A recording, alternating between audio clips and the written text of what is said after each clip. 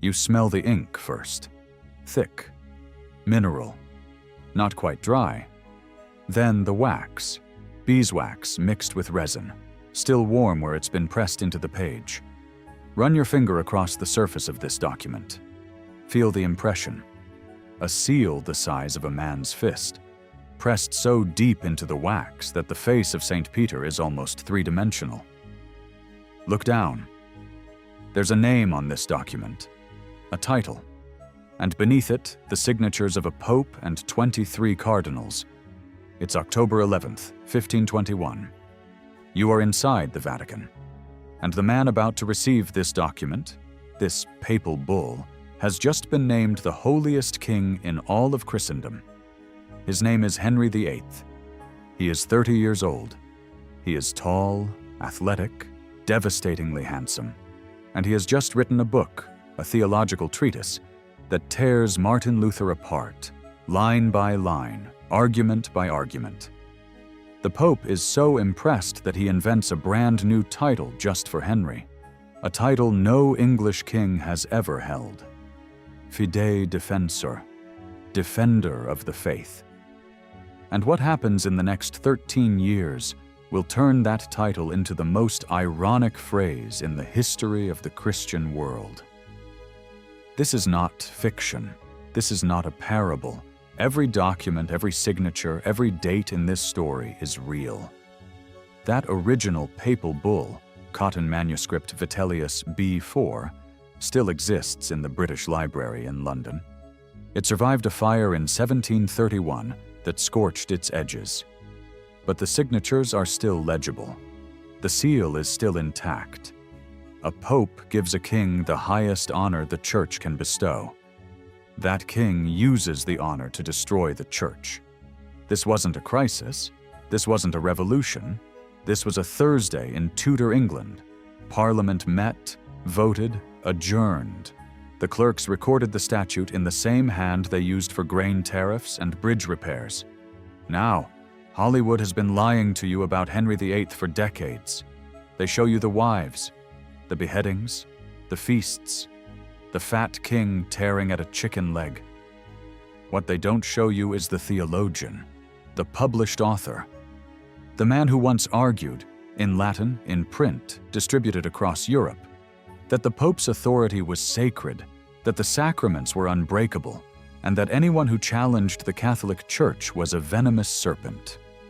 That's not a metaphor. That's a direct quote from Henry's own book. He called Luther, and I'm translating from the Latin here, a venomous serpent, a wolf of hell. The British Library records 20 editions printed across Germany and England by 1524. The Vatican archives preserve the original letter from Leo X conferring the title. 2 independent sources, 2 different institutions, the same event, the same man, the same hands, the same theology. 13 years later, those hands signed the document that tore England away from Rome forever. And the story of how it happened is darker than anything they've ever put on screen. Welcome to Unleashed Secrets, where we dig into the blood-soaked truths history tried to bury. You think you know Henry VIII. You've seen the portrait. You've heard about the wives. You don't know this story. What I'm about to show you doesn't come from Hollywood screenwriters. It comes from papal bulls, diplomatic dispatches, and the personal letters of the men Henry destroyed. By the end of this, you'll know 3 things most people never learn. First, how a king given a holy title by the Pope became the man who shattered papal authority in England. Second, the legal mechanism that made it a capital crime to call the Pope, Pope. Third, the name of the man who helped Henry write his defense of the faith, and what Henry did to him when he refused to abandon it. We're building a community of 10,000 truth seekers who refuse to accept the simplified version of history, and we need you to get there. Click subscribe. This is the story of how the Pope's greatest champion became the Church's greatest destroyer, and how the evidence of that betrayal is stamped on every British coin you've ever touched. To understand the destruction, You first have to understand the man who was capable of it. And that means going back to the beginning, because the young Henry VIII was not the bloated tyrant of the later portraits.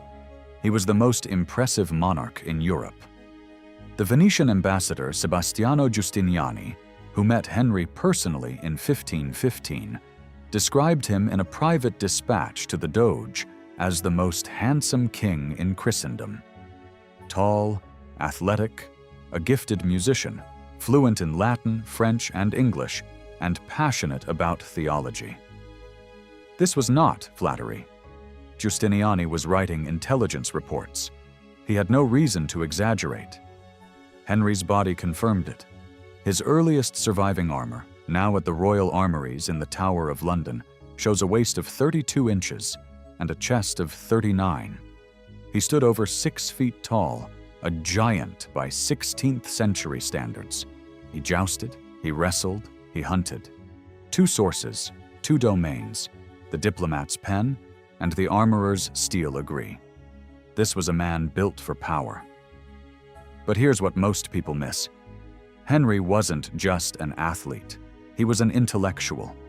In 1521, he authored, possibly with assistance from Thomas More and Cardinal Wolsey, though the degree of collaboration is still debated, the Assertio Septem Sacramentorum, a Latin treatise defending the 7 Catholic sacraments against Luther's attacks.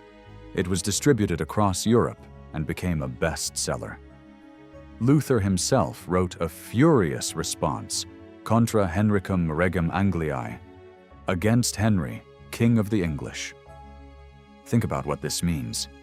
This wasn't a king who inherited Catholicism passively. This was a king who fought for it, in print, in Latin, against the most dangerous theological mind in Europe, and won a papal title for it, Fide Defensor. The letters were minted onto English coins. They appeared on royal proclamations, legal writs, and official seals. Henry didn't just accept the title. He made it a permanent part of the English crown. And then he burned it all down. But not out of madness, out of something far more disturbing. Here's what you need to understand. Henry didn't break with Rome because he stopped believing in God. He broke with Rome because the Pope wouldn't give him what he wanted. Catherine of Aragon, Henry's first wife, daughter of Ferdinand and Isabella of Spain, aunt to the Holy Roman Emperor Charles V, had failed to produce a living male heir. She bore him 6 children. Only one survived infancy, a daughter, Mary. Henry was convinced, genuinely convinced according to his own letters, that God was punishing him for marrying his brother's widow. Leviticus 20:21 was his evidence. He wanted an annulment, not a divorce, an annulment. The only person on earth with the authority to grant that was Pope Clement VII. Clement refused. Not on theological grounds, popes had granted annulments for far less. He refused because Catherine's nephew, Emperor Charles V, had sacked Rome in 1527. Clement was effectively Charles's prisoner. Annulling the marriage of Charles's aunt was politically impossible. The diplomatic dispatches confirm it. The papal nuncio's letters to Rome, preserved in the Vatican secret archives, describe a pontiff paralyzed between 2 kings. The political record and the theological record tell the same story. This was not about doctrine. This was about leverage. This wasn't madness.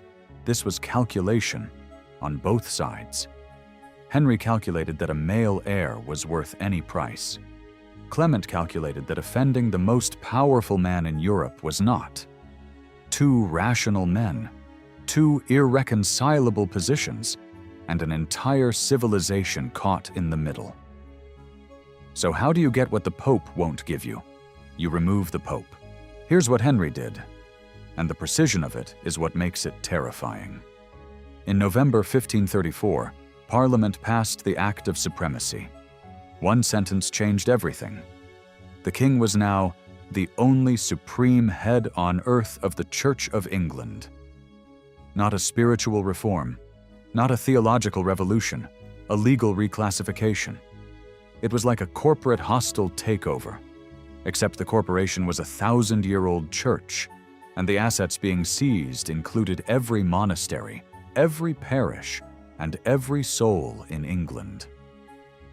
Modern historians sometimes call what happened next a sacred seizure, the largest transfer of religious property and spiritual authority in English history, executed not by army, but by statute. Remember that term. It will matter. Under this new framework, the Pope was no longer the Pope. He was the Bishop of Rome, a foreign prelate with no jurisdiction in England. Every clergyman, every officeholder, every subject was required to swear that Henry, not the man in Rome, was the head of their church. And here's the mechanism that made it lethal. Parliament also passed the Treason Act of 1534. Under this law, it became high treason, punishable by death, to call the king a heretic, a schismatic, or a tyrant. It became treason to deny the king's supremacy over the church. It became treason to remain silent when asked to affirm it. Read that again. Silence was treason. Here's what makes this worse. The parliamentary rolls, the official record of the session, now preserved at the National Archives in Kew, describe these statutes in the same flat, clerical language used for tax levies and market regulations. No drama, no acknowledgement that the entire spiritual architecture of England had just been demolished. The clerk records the end of 1,000 years of papal authority with the same tone he uses for adjusting wool tariffs. The bureaucratic indifference of the source is itself the evidence. This was not treated as a revolution. It was treated as administration. This wasn't upheaval. This was a Wednesday in Henrician England. Parliament met, voted, adjourned for supper.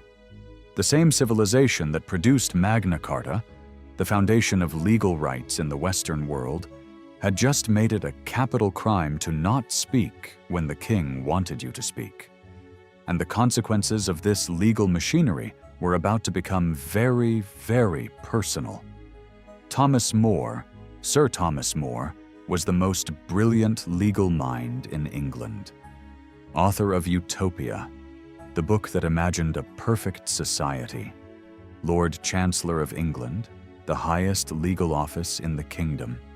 A personal friend of Henry VIII for over 20 years.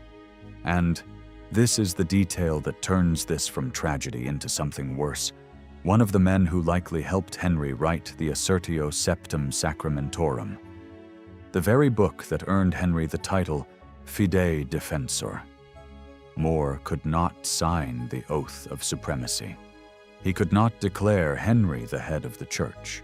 His conscience would not allow it. But, and this is the act of genius that makes More one of the most extraordinary figures in English history, he refused to explain why. He simply said nothing. More's strategy was precise. Under English common law, silence was not consent, but it was not denial either. William Roper, More's son-in-law, who later wrote a biography of him, recorded that More believed his silence was legally impregnable. Erasmus, the most famous scholar in Europe, writing from Basel, confirmed in his correspondence that More's reputation for legal brilliance was unmatched. Two witnesses from two worlds, the family man and the continental intellectual, agreed. More was not foolish. He was calculated. He was wrong. The court, under pressure from the crown, ruled that silence, when an oath was required, constituted refusal. And refusal was treason. On July 6, 1535, Thomas More walked to the scaffold at Tower Hill. According to Roper's account, corroborated independently by Nicholas Harpsfield, who compiled his biography of More from separate witness testimony, he told the executioner, "I pray you see me safe up.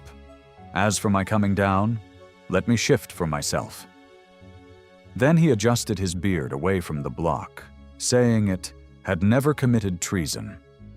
He was beheaded with a single stroke. We'll never know for certain what passed between Henry and More in those final months. But here is what we know. The man who helped the king defend the faith was killed by the king for refusing to abandon it. But you haven't felt what that morning was like. Not yet. You'd served the king for 20 years. You'd drafted his laws. You'd helped write his theology. You'd held the Great Seal of England in your hands, the most powerful legal instrument in the kingdom.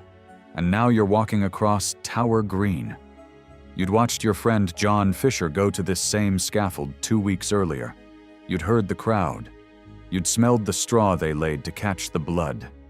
You'd been told, by guards whose names you once signed warrants for, that your turn was coming. The scaffold is wooden, 5 steps up. The executioner is standing there. He's not masked. That's a myth. He's a professional. He's done this before. The block is low. You will have to kneel. You are Thomas More. You are 57 years old. You wrote the book on the perfect society. And you are about to die because you would not say 12 words. The king is the supreme head of the Church of England. 12 words. That was the price of your life. You chose silence. And in that silence, something happened that Henry could not have calculated. You became more powerful dead than alive. In 1935, 400 years after the axe fell, the Catholic Church made Thomas More a saint. The sacred seizure produced its own martyr, and More was not the only one who refused. In October 1536, barely a year after More's execution, something happened in northern England that Henry did not anticipate. 30,000 people rose up. Farmers, monks, gentry, priests. They marched under a banner of the 5 wounds of Christ, carrying crosses and singing hymns. They called it the Pilgrimage of Grace. It was the largest popular uprising in Tudor history. They weren't marching for power. They were marching to save their monasteries. The historian R.W. Hoyle, in The Pilgrimage of Grace and the Politics of the 1530s, documents that the rebels' demands were explicitly religious. Restore the monasteries, restore papal authority, remove the king's heretical advisors. The archaeological evidence supports it.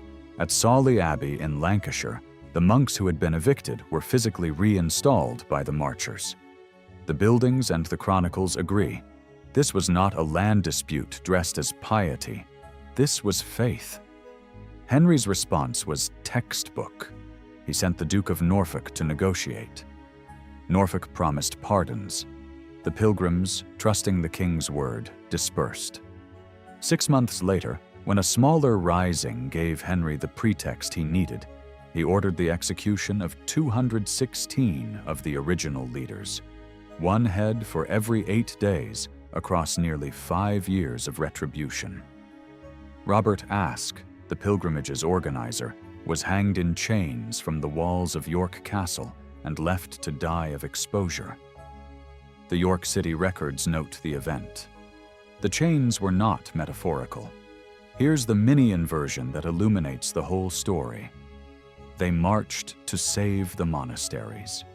Their march gave Henry the justification to dissolve them faster. The very act of resistance accelerated the destruction it tried to prevent. The same logic that runs through every chapter of this sacred seizure. More was not an isolated execution. The pilgrimage was not an isolated rebellion. They were the opening acts of the sacred seizure at full scale. John Fisher, Bishop of Rochester, 70 years old, frail, nearly blind, was beheaded on June 22, 1535, 2 weeks before More. Pope Paul III had tried to save Fisher by making him a cardinal while he sat in the Tower. Henry's response, according to the dispatches of Imperial Ambassador Eustace Chapuis, who was present at the English court, writing directly to Emperor Charles V, was reportedly, Let the Pope send him a hat. I will see that he has no head to put it on." Historians debate whether Henry said those exact words. Chapuis recorded them, but was not in the room. What is not debatable? Fisher was executed before the cardinal's hat arrived. Think about what this means. A king who had earned a papal title for defending the faith was now executing a cardinal designate for maintaining it. The same theology, the same sacraments, the same man on the throne. The only thing that had changed was the direction of the sword. But what they don't show you, what no one talks about, is what happened after the head stopped rolling. The demolition.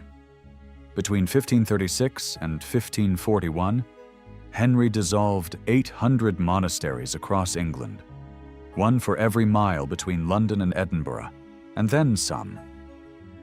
Geoffrey Baskerville, in English Monks and the Suppression of the Monasteries, documented that the dissolution transferred approximately 1/5 of England's landed wealth from the church to the crown.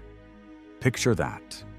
1 in every 5 acres changing hands. Libraries that had preserved knowledge since the early medieval period were scattered. Roofs were stripped of lead. Bells were melted for cannon. The Valor Ecclesiasticus, Henry's own audit of monastic wealth, compiled by his commissioners in 1535, lists these institutions the way a warehouse manager lists inventory: income per annum, acreage, number of livestock, number of monks.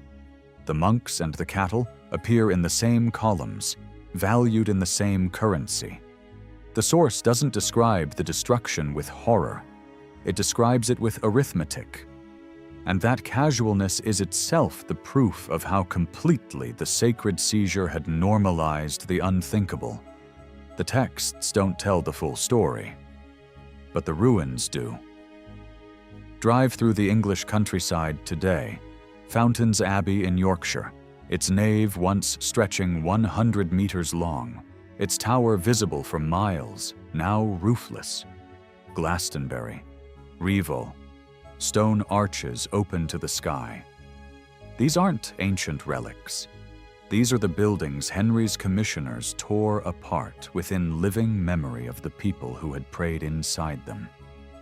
The architecture tells the story the chronicles gloss over. This was policy. This was infrastructure. This was the Reformation, English style. And then comes the final act of theological irony. It's 1538. Pope Paul III excommunicates Henry VIII. The title Fide Defensor is formally revoked. The Pope's champion is now the Pope's enemy, officially, canonically, irreversibly. But Henry keeps the title. Not quietly, not as a relic. He keeps it as a statement. In 1544, Parliament passes the Bill for the King's Style, restoring Fide Defensor as a permanent hereditary title of the English crown. The same 2 words, the same Latin phrase. But now they mean the opposite of what they meant in 1521. The sacred seizure was complete. The faith had been seized, the property had been seized, and now even the title itself had been seized, stripped of its original meaning and welded onto a crown that no longer answered to the authority that had bestowed it. The man who called Luther a venomous serpent had become, in the eyes of Catholic Europe, the serpent himself. Here's what happened next, the part no one puts in the portrait. Henry married 6 times, 2 wives beheaded, 1 died in childbirth, 2 marriages annulled.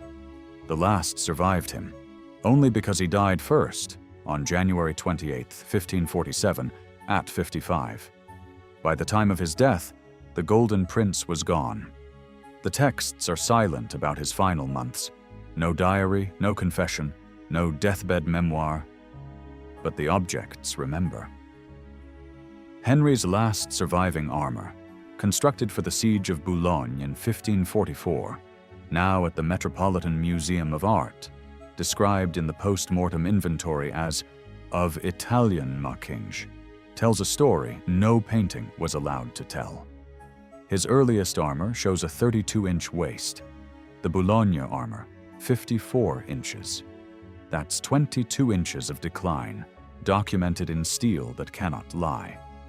A contemporary recorded by Chapuis wrote that 3 of the biggest men that could be found could get inside his doublet. He had to be moved with mechanical devices. His legs, ulcerated since the 1536 jousting accident at Greenwich that left him unconscious for 2 hours, never healed. He got his male heir. Edward VI was born in 1537 to Jane Seymour, who died 12 days after giving birth.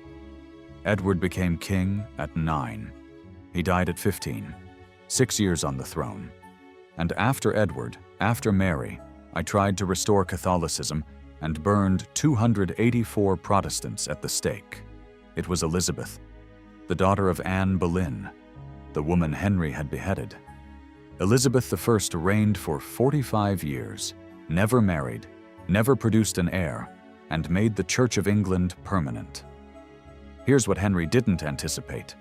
The daughter he declared illegitimate would become the greatest monarch England ever produced.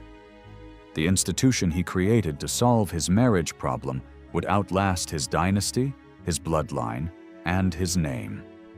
The Tudor line ended with a woman, the very thing he had torn a church apart to prevent. Take out a British coin. Any coin. Look at the edge of the monarch's portrait. You'll see 2 letters, FD, Fide Defensor, Defender of the Faith. Those letters have been on every British coin since George I. They are on the coins of King Charles III right now, 505 years after Pope Leo X pressed his seal into that wax. The title that was given by a Catholic pope, revoked by a Catholic pope, and restored by a Protestant parliament is still there, stamped into metal, passed from sovereign to sovereign. Think about what this means. Every coin that passes through a hand in Britain carries the ghost of a promise broken 5 centuries ago. The same civilization that gave the world the Assertio Septem Sacramentorum also gave it the Act of Supremacy. The same king who defended the Pope's authority destroyed it, and the evidence is in your pocket. In October 1521, in a room inside the Vatican, a pope pressed a seal into warm wax and gave a young king the highest honor the Catholic Church could bestow. That king took the title, wore it, minted it onto coins. Then he broke the church, killed the friends who wouldn't follow, dissolved the monasteries, and rewrote the meaning of every word. He destroyed a marriage to get a son. The son lasted 6 years. He destroyed a church to get a dynasty. The dynasty ended with a woman.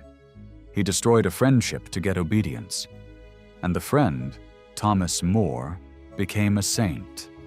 The sacred seizure devoured everything it touched. And the only thing it couldn't swallow was 2 words on a coin. 500 years later, you're still holding the evidence. Fide Defensor, 2 words on a coin. The faith changed. The title didn't. The Pope gave it to the man who defended the Church. His successors still carry it, on the coins of a kingdom that no longer answers to Rome.